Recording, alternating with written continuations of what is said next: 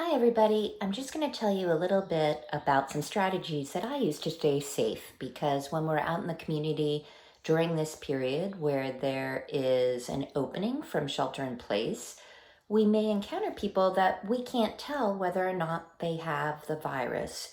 They can look well and say they feel well, and yet they may not even be aware that they have the virus. So, how do we stay safe in that circumstance?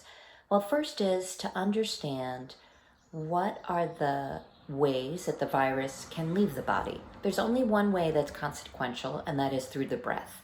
And for the breath, it is breathing out through the mouth or the nose through little droplets that we can't see, they're microscopic. And those droplets travel a certain distance before they start falling to the ground or falling on objects.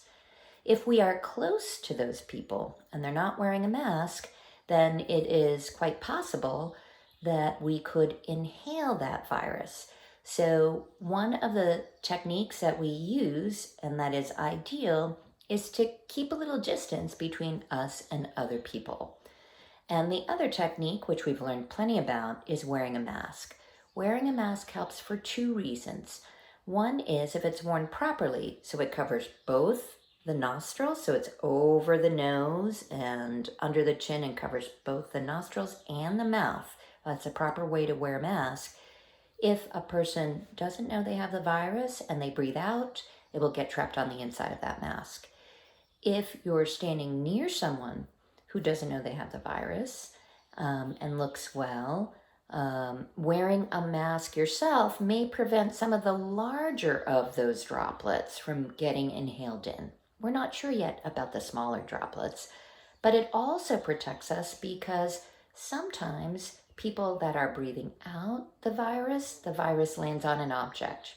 And then we take our hands and maybe we share the same object. Maybe we're traveling on a bus and we're holding the handrail and that virus might be on there. It is not dangerous to us to have virus on our hand, okay? It's only dangerous to us to have virus on our hand when we bring our hand to our mouth or nose or eyes. So having hand awareness, are my hands clean or are they not clean? Can I get to a sink? Well, on the bus I can't get to a sink. So are there other ways? Is there hand sanitizer available? Well, sometimes there just isn't when you're getting off of a bus. You might not have it with you. So I just have to be aware of my hands. And wearing a mask might protect me from accidentally touching my mouth or my nose without realizing it because a mask is keeping some distance. Also, if I'm on the bus or getting off of the bus and I didn't have a way to wash my hands, but I feel like, oh, my eye is really itchy and I really want to rub it, or I have sort of an itchy nose. Instead of using my bare hands to touch those things, I am going to take the shirt and turn it inside out and rub my eye if it's my eye that's itching. If I have a tissue, I can use a tissue to rub my eye or rub my nose.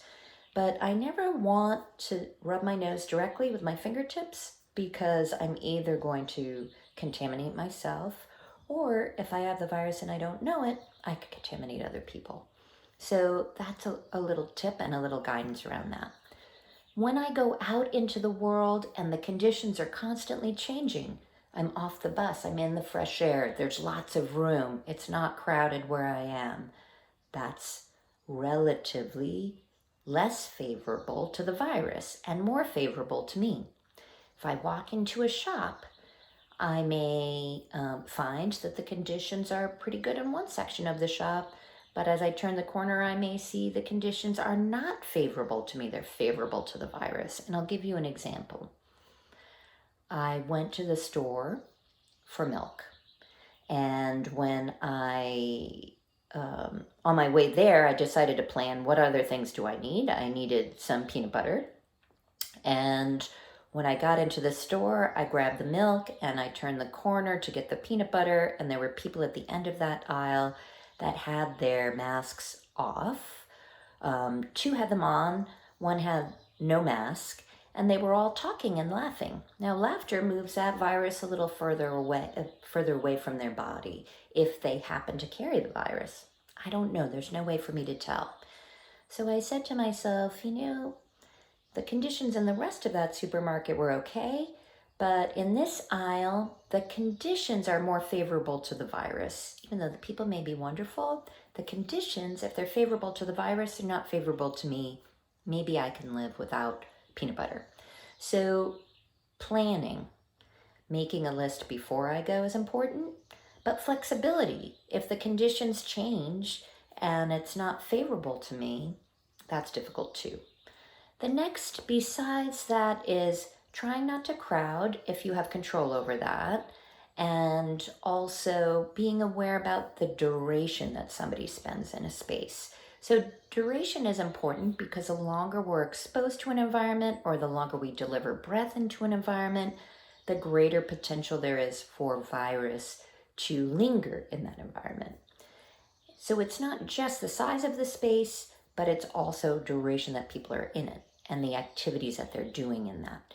And a good example would be an elevator. A small elevator might be favorable to a virus if a person is not wearing a mask, but they're not on that elevator for very long.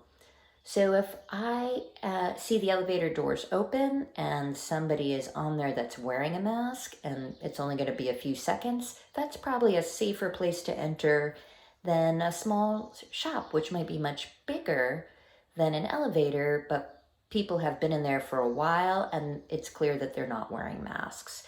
So duration of that. Then in addition to loudness and crowding, mask wearing, whether or not people are distant, are they doing other things that would cause them to breathe deeper or speak louder or breathe faster? So exercising in a closed space, in a small gym that's poorly ventilated, where masks are off, that would be a place where it would not be favorable to me. It would be favorable to the virus to pass from someone else to me. So I might do my exercise in another way or in another place until I know that that environment either has better ventilation or people have masks on. Same thing with music. Singing can deliver virus a little further. And so we want to be very mindful of that because especially if it's in a congregation with music, we have to be mindful that there is a small risk of passing the virus that way. So that's my strategy. I go into an environment, I take a look around and I say, are the conditions favorable to the virus or favorable to me? And then I try to make adjustments. Remember, nothing is dangerous if it's on your hands. It's only if you touch your face, nose, or eyes. All right, that's it. Thanks.